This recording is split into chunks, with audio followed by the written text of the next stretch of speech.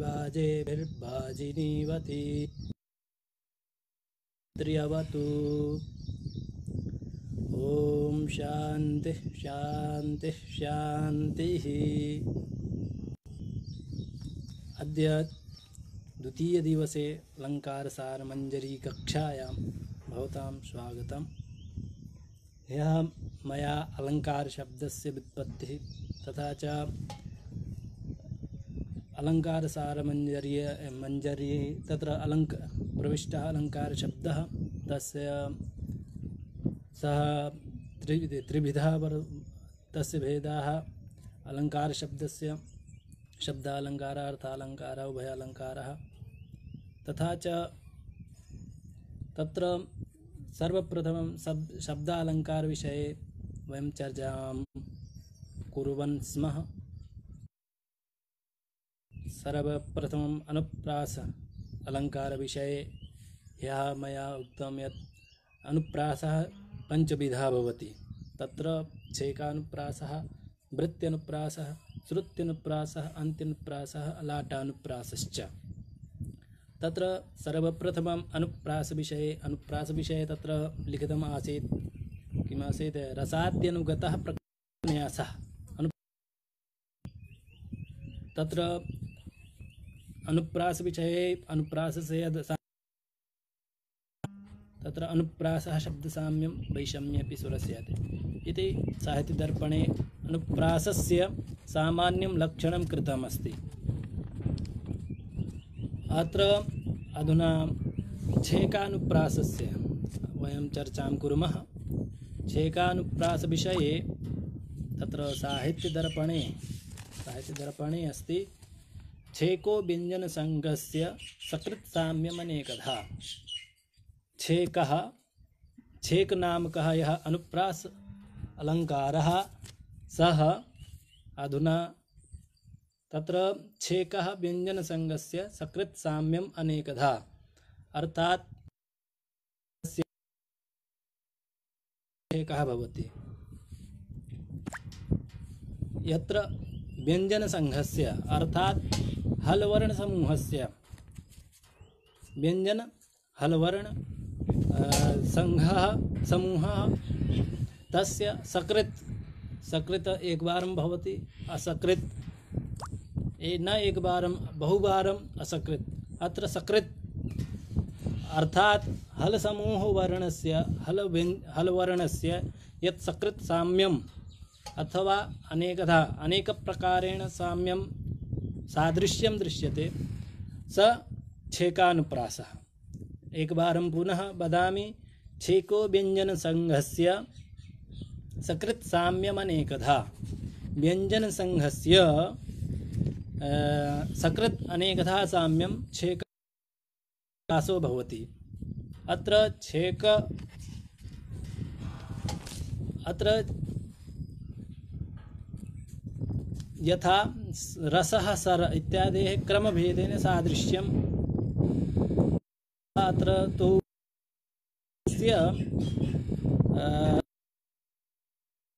अत्र हलसमूहवर्णस्य सकृत् साम्यम् अथवा नास्ति किमस्ति अत्र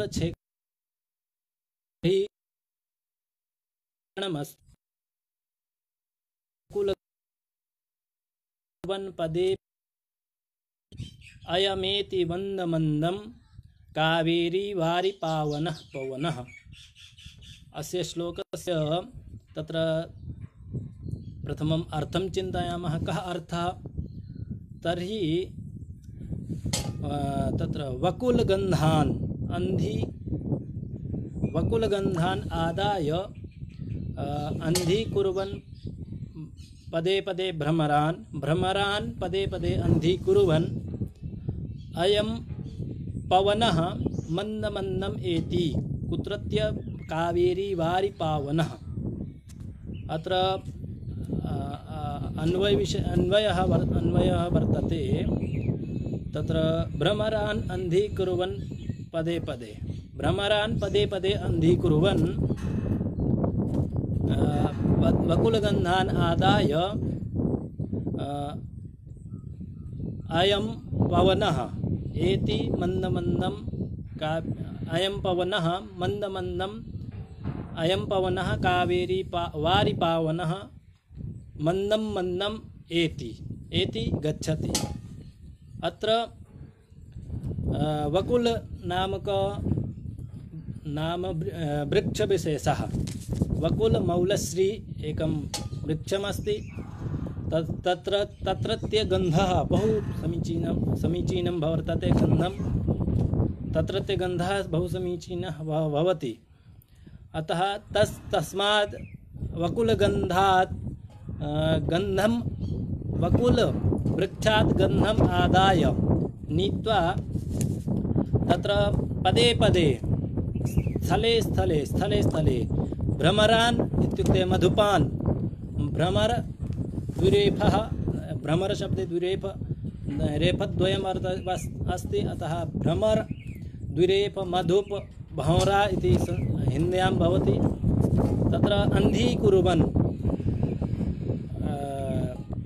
पवनः अन्धीकुर्वन् तत्र एतादृशः पवनः गच्छति वाति येन भ्रमराः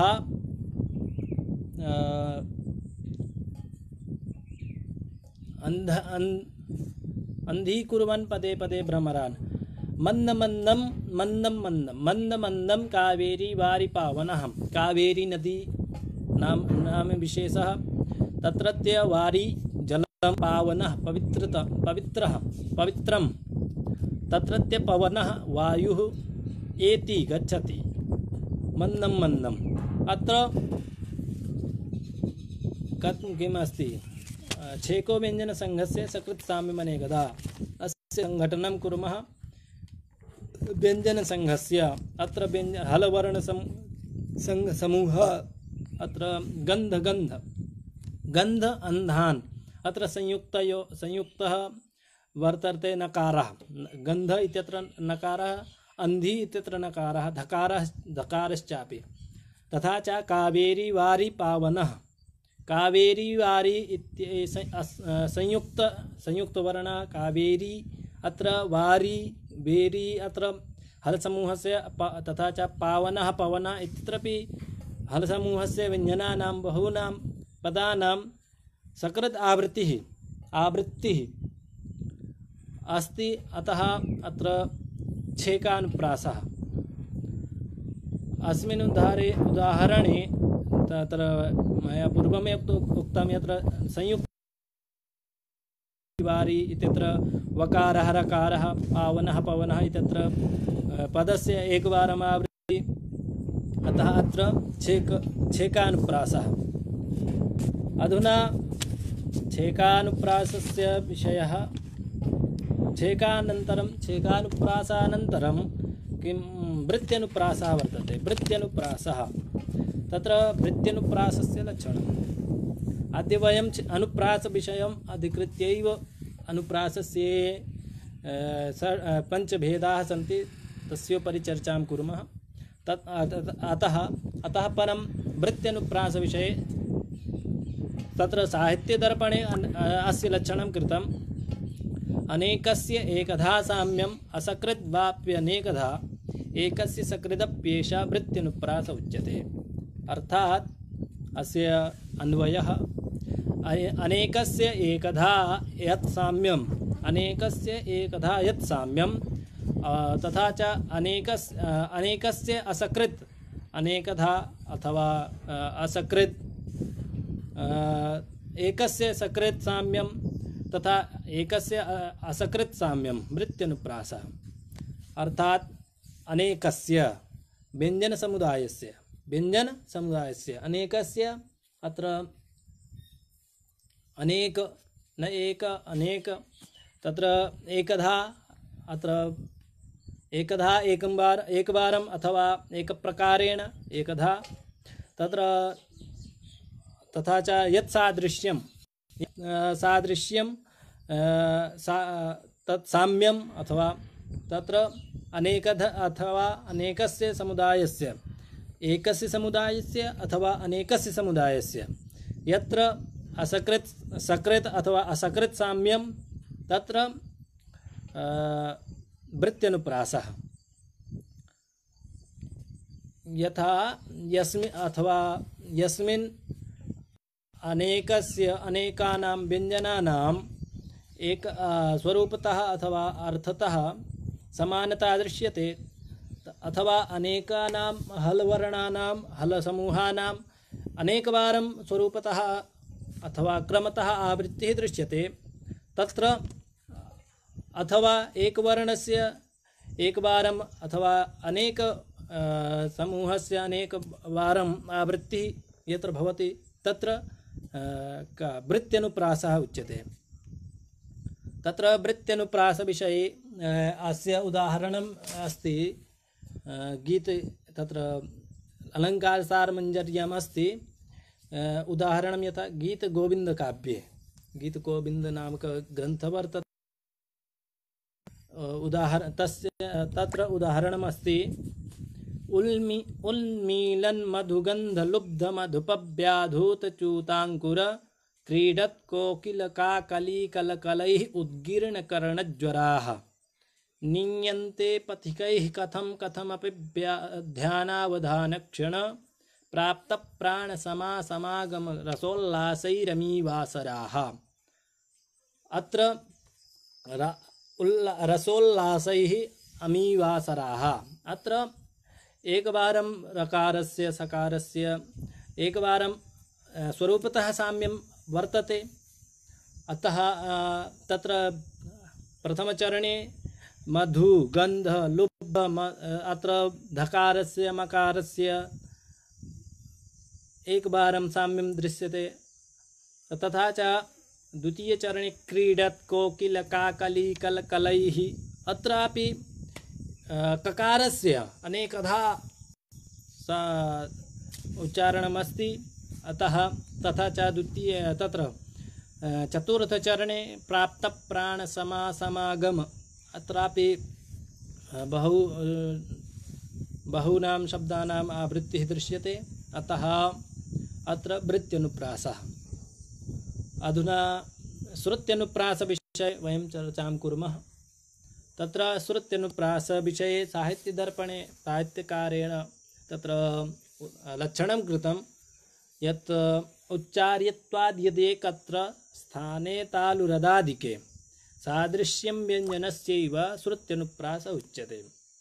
अर्थात् तालुः अदादिके, तालु स्थानम्, अदादि इत्युक्ते दन्तस्थानं, दन्तादिस्थानं। तत्र उच्चार्यत्वाद् यदि एकत्र स्थाने यत् व्यञ्जनस्यैव सादृश्यम् उच्चार्यत्वात् तत्र श्रुत्यनुप्रासः उच्यते। अत्र तालुः अदादिके अर्थात् तालु दन्तादिके आदिके एकत्र स्थाने एकस्मिन् उच्चारणस्थाने तत्र व्यञ्जनस्यैव अर्थात् हलवर्णस्य सादृश्यं साम्यं दृश्यते, तत्र श्रुत्यनुप्रासः। अर्थात् तालुः तथा च दन्त आदिस्थानेभ्यः उच्चरिताः शब्दाः ये दृश्यन्ते तर्हि श्रुत्यनुप्रासः उच्यते। तत्र अस्य उदाहरणम् अस्ति, श्रुत्यनुप्रासस्य उदाहरणं कृतमस्ति। दृश्यादग्धं मनसिजं जीवयन्ति दृशैव याः विरूपाक्षस्य जयिनीः तास्तुमो वामलोचनाः। अत्र विरूपाक्षस्य जयिनीः ताः वयं स्तुमः। तत्र दृश्यादग्धं मनसिजं या दृशैव याः विरूपाक्षस्य जयिनीः ताः स्तुमो वामलोचनाः। अत्र श्लोकस्य अर्थं विचिन्तयामः। अत्र याः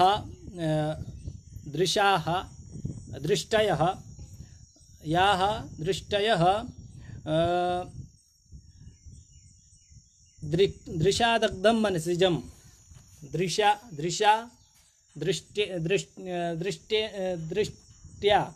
दृष्ट्या दग्धं भस्मीकृतं मनसिजम् अर्थात कामदेवं यह स्वदृष्ट्या एव कामदेवं तथा च यया दृष्ट्या एव जीवाः जीवन्ति एतादृशाः दृष्टयः विरूपाक्षः कः भगवान् भूतनाथ विश्वनाथ अस्माकं महादेवः विरूपाक्षः यतो हि तत्र अक्षी अत्र विरूपाक्षः कथम् इति चेत् तस्य त्रीणि नेत्राणि अर्थात् न अतः विरूपाक्षः इति उच्यते। तत्र जैनीः ताः स्तुमः वामलोचनाः एतादृशाः याः वामलोचनाः दृष्टयः ताः वयं स्तुमः। अत्र उक्तम् आसीत् उच्चार्यत्वाद् यदि एकत्र स्थाने तालुरदादिके अत्र जीवयन्ति जैनीः अत्र तालुस्थानीयः जीवयन्ति इत्यत्र तालुस्थानीयाः वर्णाः ऋतुलस्थानां दन्ताः तत्र दन्तस्थानीयाः तालु इचुयशानां तालु अत्र इचु य जीवयन्ति इत्यत्र यकारः तथा च जैनी इत्यत्र यकारः अत्र जकारस्य तथा च यकारस्य वर्णस्य सादृश्यम् अस्ति तथा च सः तालुस्थानीयः अतः अत्र उच्चार्यत्वाद् एकत्र स्थाने तालुरदादिके तालु अदादिके अत्र दन्तस्थानीयः तथा च तालुस्थानीयः वर्णाः सन्ति अतः अत्र श्रुत्यनुप्रासः अस्ति। अधुना वयम् अन्त्यनुप्रासविषये चिन्तयामः। तस्य लक्षणं किमस्ति इति इत्यस्मिन् विषये साहित्यकारेण तत्र लिखितमस्ति व्यञ्जनं चेत् यथावस्थं सहाद्येन स्वरेण तु आवर्त्यते अन्त्ययोज्यत्वात् अन्त्यनुप्रास एव तत् अर्थात व्यञ्जनं चेत् यथावस्थं सहाद्येन तत्र आद्येन स्वरेण सह यथावस्थं तादृशं व्यञ्जनम् अन्त्ययोज्यत्वात् आवर्त्यते चेत् तत् अन्त्यनुप्रासः एव तत्र अन्त्यनुप्रासः कथ्यते। अत्र आद्येन प्रथमेन स्वरेण सह अजवर्णेन सह स्वर अचस्वराः स्वरवर्णेन सह यथावस्थं यथा स्थिति यथावस्थं आदयः तादृशं व्यञ्जनं हलसमूहः हलवर्णः अन्त्ययोज्यत्वात् प्रयोज्यत्वात् आवर्त्यते चेत् पुनः उच्चार्यते चेत् अन्त्यनुप्रास नामक अलङ्कारः भवति। अर्थात् प्रथमस्वरस्य यत्र स्वरेण साकं यथावस्थं यथासंभव अनुस्वारादीनां व्यञ्जनानाम् अन्ते आवृत्तिः यदि भवति तत्र अन्त्यानुप्रासः यथा केशः काशस्तबकविकासः कायः प्रकटितकरभविलासः चक्षुर्दग्धवराटककल्पं त्यजति न चेतः काममनल्पम्। अत्र केशः अत्र व्यञ्जनं चेत् यथावस्थं सहाद्येन स्वरेण तु अत्र आद्येन स्वरेण सह केशः इत्यत्र एकारः स्वरः काशः इत्यत्र अकारः स्तबकविकासः अत्रापि स्वरेण साकं तु अस्ति एव हलवर्णः अतः अत्र अन्त्यनुप्रासविषये चिन्तयामः। अन्त्यनुप्रासः अत्र विकासः अन्त्य अर्थात् चरमा पदस्य अर्थात् पादान्ते तत्र अत्र दृश्यते विकासः इत्यत्र आसः तथा च कायः प्रकटितकरभविलासः विलासः इत्यत्र आसः। द्वितीयपङ्क्तौ चक्षुर्दग्धवराटककल्पम् अत्र अल्पं कल्पम् इत्यत्र अल्पं दृश्यते। त्यजति न चेता काममन् अल्पम् अत्रापि अल्पं दृश्यते। अत्र प्रथम द्वितीय चरणस्य अन्ते विकासः और अभिलाषः विलासः इत्यत्र आसस्य आस शब्दस्य आवृत्तिः वर्तते। तथा च अल्प अल्प इति शब्दस्य आवृत्तिः अल्पम् इति शब्दस्य आवृत्तिः वर्तते। अतः अन्त्यनुप्रासः। अस्य विषये यत्र तुकान्त दोहादीनां रचना भवति तत्र सर्वत्र अन्त्यनुप्रासः दृश्यते। किमपि दोहा अन्त्यनुप्रासे एव अस्ति तत्र सर्वत्र। अन्ते लाटानुप्रासविषये वयं तत्र पञ्चमभेदः वर्तते अनुप्रासस्य लाटानुप्रासः। तत्र लाटानुप्रासस्य साहित्यदर्पणे लक्षणं कृतं शब्दार्थयोः पौनरुक्त्यं भेदे तात्पर्यमात्रतः शब्दार्थयोः पौनरुक्त्यं भेदे तात्पर्यमात्रतः तत्र लाटानुप्रासः। तत्र तात्पर्यमात्रतः भेदे शब्दार्थयोः पौनरुक्त्यं लाटानुप्रासः उच्यते। तत्र भेदे तात्पर्यं स्यात्। तत्र शब्दस्य आवृत्तिः भवति तर्हि भवतु, तत्र तात्पर्ये भेदः स्यात् तर्हि लाटानुप्रासः। एतत् अस्ति तत् लाटानुप्रासः एव अत्र अस्ति। अनुप्रासालङ्कारः अस्ति, तत्र भेदः वर्तते लाटानुप्रासः। अत्र भेदे तात्पर्यम् अस्ति। कनक कनक इति शब्दस्य भेदः अर्थः अन्यः वर्तते, अतः पौनरुक्ति तु अस्ति। तत्र तात्पर्ये भेदः वर्तते, अतः अत्र लाटानुप्रासः। अस्य उदाहरणम् अस्ति अपने तत्र साहित्य अलङ्कारसारमञ्जर्यां स्मेरराजीवनयने नयने किं निमीलते पश्य निर्जितकन्दर्पं वशगं प्रियं। स्मेरराजीवनयने नयने किं निमीलिते। अत्र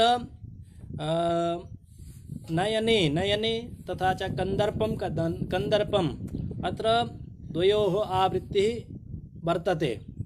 अर्थ अत्र स्मेरराजीवनयने नयने किं निमीलिते पश्य निर्जितकन्दर्पं कन्दर्पवशगं प्रियम्। अत्र स्मेरराजीवनयने नयने एकस्य कामदेवः तथा च द्वितीयः नयन इति शब्दस्य नेत्र। नयने किं निमीलिते तत्र यदा भगवान् शङ्करः ध्यानावस्थायाम् आसीत् तस्मिन् समये नयने निमीलिते आसीत्। तर्हि पश्य निर्जितकन्दर्पं कन्दर्पवशगप्रियम्। अत्र कन्दर्पशब्दः एकः तत्र भेदे तात्पर्यम् अस्ति। शब्दस्य आवृत्तिः वर्तते, अतः अत्रापि अत्र लाटानुप्रासः।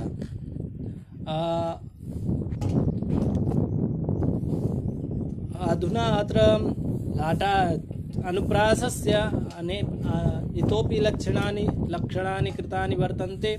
तत्र चन्द्रालोके अनुप्रासस्य पञ्चभेदाः सन्ति। छेकानुप्रासः, वृत्त्यनुप्रासः, श्रुत्यनुप्रासः, लाटानुप्रासः। तथा अत्र साहित्यदर्पणेपि अस्ति। तत्र चन्द्रालोकस्य अधुना तत्र छेकानुप्रासस्य लक्षणमस्ति। स्वरव्यञ्जनसन्दोहव्यूहा मन्दोहदोहदा कीर्जज्जाग्रत् उत्सेका छेकानुप्रास भासुरा। अत्र स्वरव्यञ्जनसन्दोहव्यूहा छेकानुप्रासस्य लक्षणमस्ति। स्वरव्यञ्जनसन्दोहव्यूहा मन्दोहदोहदा जाग्रत् जगज्जाग्रत् उत्सेका गौः अनुप्रास छेकानुप्रास भासुरा। अस्य श्लोकस्य अन्वयः क्रियते। स्वरव्यञ्जनसन्दोहव्यूहा मन्दोहदोहदा जाग्रत जाग्रत जाग्रत जगत जाग्रत उत्सेका गौः छेकानुप्रास भासुरा। अर्थात स्वरव्यंजन संदोह व्यूहा स्वराः अकारादयः स्वराः व्यंजन हलवर्णानि ककारादयः तेषां संदोहः समूहः संदोहः नाम समूहः तस्य व्यूहः आवृत्तिः। अर्थात स्वर यत्र स्वरव्यंजनस्य आवृत्तिः भवति मंदोह दोहदा मंदः सकृत अल्पः सकृत एक बारम तर्कः दोहदा जनयित्री अत्र जाग्रत उत्सेका जगति उत्सेका लोके जाग्रत प्रकाशमाना उत्सेकः प्रकर्षः उत्सेकः अर्थात प्रकर्षः यस्याः सा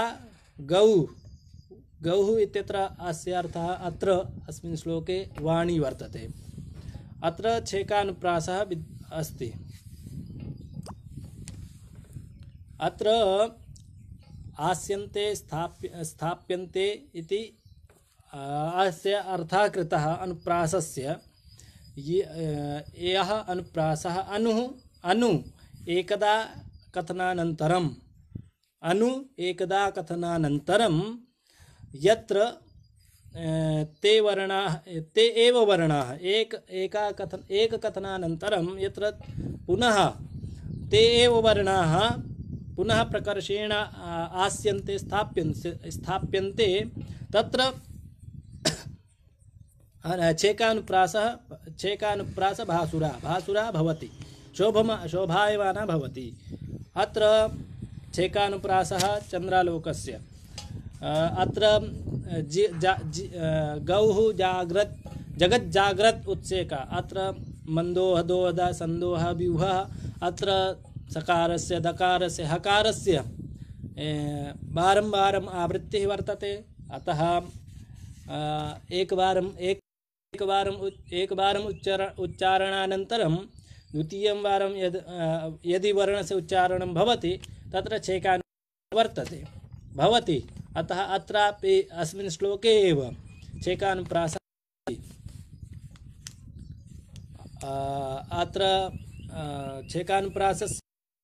छेकानुप्रासानन्तरम् अत्र वृत्त्यनुप्रासस्य चन्द्रालोके अपि लक्षणमस्ति। तत्र चन्द्रालोके यत् कृतं तद् वदामि अधुना। आवृत्तवर्णसम्पूर्णं वृत्त्यनुप्रासवद्वचः अमन्दानन्दसन्दोह स्वच्छन्दास्पदमन्दिरम्। अर्थात आवृत्तवर्णसम्पूर्णम् अमन्दानन्दसन्दोह स्वच्छन्दास्पदमन्दिरं वचः वृत्त्यनुप्रासवत् तत्र आवृत्तश्चासौ वर्णः आवृत्तवर्णः तेन आवृत्तवर्णेन सम्पूर्णं पुनः सम्पूर्णं पठति वर्णेन सम्पूरितं तत्र आवृत्तवर्णसम्पूर्णं वृत्त्यनुप्रासवद्वचः यथा अमन्दानन्दसन्दोह स्वच्छन्दास्पदमन्दिरम्। अत्र अमन्दनन्दसन्दोह अत्र वर्णानाम् आवृत्तिः वर्तते। वर्णस्य आवृत्तिः वर्तते।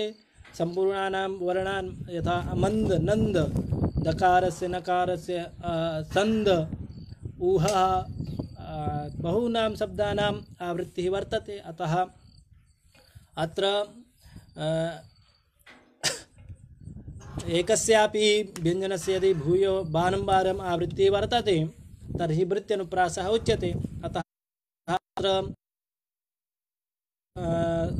वृत्त्यनुप्रासः कथम् अस्ति तर्हि अत्र बहूनां शब्दानां बारम्बारम् आवृत्तिः वर्तते। अतः वृत्त्यनुप्रासः अस्ति। एतदनन्तरम् अहम् अत्रैव विरमामि। श्वः अग्रे अलङ्कारसारमञ्जरीम् अधिकृत्य वयं चर्चां कुर्मः। नमो नमः।